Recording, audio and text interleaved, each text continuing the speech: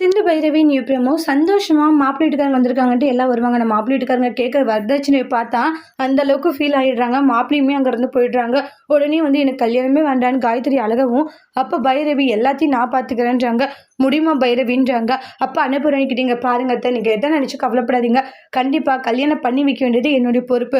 நானே நல்ல ஒரு பையனாக பார்த்து காயத்ரிக்கு கல்யாணம் பண்ணி வைக்கிறேன். இது நான் உங்களுக்கு கொடுக்குற வாக்கு அப்படின்றாங்க. அப்போ ரொம்பவே சந்தோஷப்பட்டுக்கிட்டு இருக்காங்க அன்னபூரணி. இனி எனக்கு கவலை இல்லைம்மா, ஏன்னா எல்லாம் நீ பார்த்துக்கிறேன்னு சொல்லியிருக்கல, அப்புறம் நான் ஏன் கவலைப்படணும்? கவலைப்பட போகிறது இல்லைன்றாங்க. அவ்வளோதான், நீங்கள் இதை நினச்சி இந்த அளவுக்கு நீங்கள் கவலையே பட வேண்டாம், எல்லா பிரச்சனையும் சரி செஞ்சிடலான்னு சொல்லிட்டு அங்கேருந்து போகிறாங்க.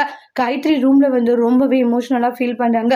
நம்முடைய வாழ்க்கை கடைசியில் இப்படி ஆயிடுச்சு, நம்மளுக்கு என்றைக்குமே எதுவுமே நடக்க போகிறது இல்லை அப்படின்ட்டு அவங்களாம் நினச்சி அதை ரொம்பவே கவலைப்பட்டுக்கிட்டு இருக்காங்க. அப்போ தன்னுடைய பொண்ணுடைய வாழ்க்கை இப்படி ஆயிடுச்சு, எல்லாருமே இந்த அளவுக்கு பேசுகிற மாதிரி ஆயிடுச்சுன்ட்டு காயத்ரி ரொம்பவே கவலையோடு இருக்காங்க. உடனே ரொம்பவே நன்றி சொல்கிறாங்க ஆறுமுகம். நீ மட்டும் இல்லைன்னா கண்டிப்பாக இது நடந்திருக்காது, ரொம்ப நன்றி பைரவின்ட்டு ஆறுமுகம் நன்றி சொல்கிறாங்க.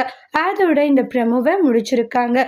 இனி வரக்கூடிய எபிசோட்ல என்ன மாதிரி ஒரு டோஸ்ட் வரப்போகுதுன்ட்டு வெயிட் பண்ணி பார்க்கலாம். தேங்க்யூ.